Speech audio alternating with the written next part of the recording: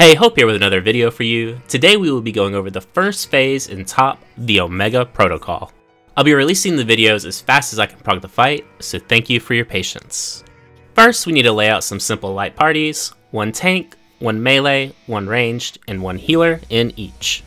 During this, we will have a simple priority system. It will be tank, melee, ranged, healer, but we'll go over that more later.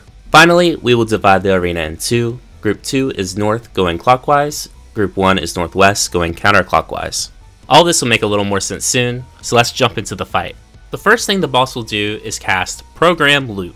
This will assign 2 debuffs to each player.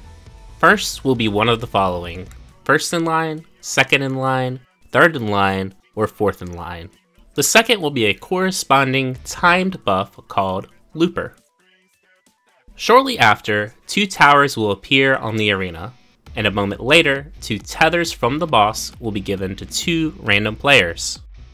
Have the first in line players go to their towers, third in line players will intercept the tethers and go away from the boss. Now you may have noticed that there are 2 of each inline debuff. To make sure we have one of them in each group, we will use the priority system of tank, melee, ranged, healer. I'll break this down by role for what you want to look at. Tanks. If anyone in your light party has the same inline debuff as you, you switch light parties. Melee. If the healer or ranged in your group has the same as you, swap. Ranged. Only check the healer. And healers just always go the same direction. You have it easy this time. It's very important to just focus on your own responsibility for this phase. So clear your mind of others and go where you're supposed to by priority. Let's try an example. Let's assign our 2 parties. Now let's assign buffs. The tanks look at their parties and have no matches, so they stay. Melee are next. Group 1 melee has a match, so he is going to switch his priority to Group 2. Next is the ranged. The Group 2 ranged has a match and swaps. This results in 2 even parties with each inline debuff. So now we resolve the mechanic. Based on your debuff, the order for towers is first, second, third, fourth. And the order for tethers is third, fourth, first, second. The reason for this order is twofold. Both the towers and the tethers give a twice come ruin debuff. If you hit 2 stacks, you get doom and die. Additionally, the tethers explode in a large AoE that gives an HP penalty debuff, reducing you to around 1000 hit points. So you need this to wear off before you take the damage from the tower. Now let's play it out.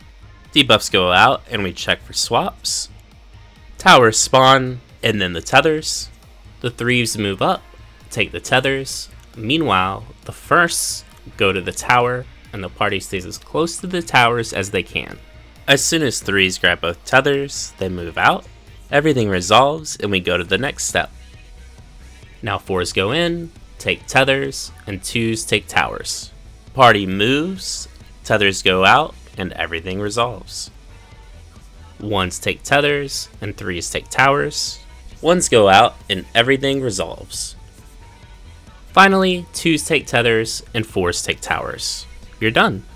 Now let's take what we've learned and apply it to some real point of view video.